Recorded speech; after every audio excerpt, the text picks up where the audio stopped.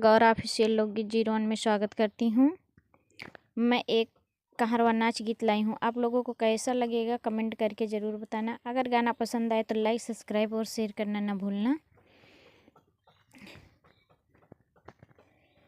हमरे तिन तिन गो ननदिया राजा कहाँ लुकाईना।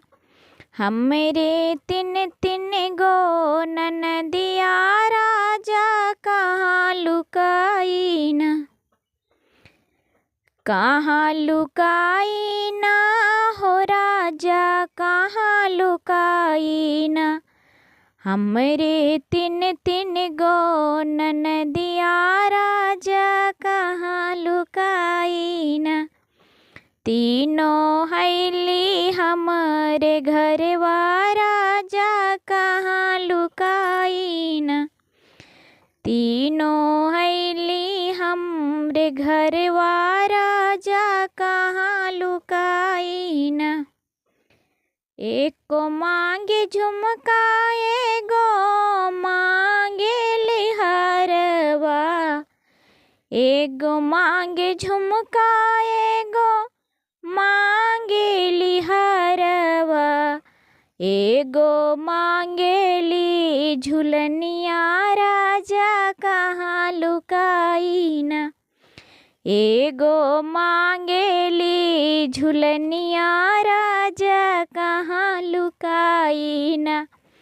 हमरे तिन तिन गो ननदिया राजा कहाँ लुकाईना।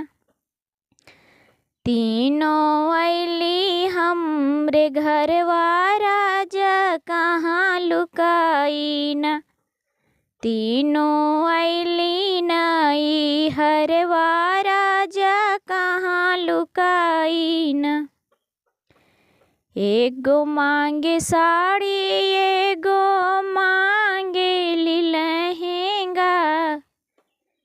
एगो मांगे साड़ी एगो मांगेली लहंगा। एगो मांगेली चुनरिया राजा कहाँ लुकाईना। एगो मांगेली चुनरिया राजा कहाँ लुकाईना। हमरे तिन तिन गो ननदिया राजा कहाँ लुकाईना। तीनों ऐली नई हरवा राजा कहाँ लुकाईना। एगो मांगे पिया एगो मांगेली देवरवा। एगो मांगे पिया एगो मांगेली देवरवा।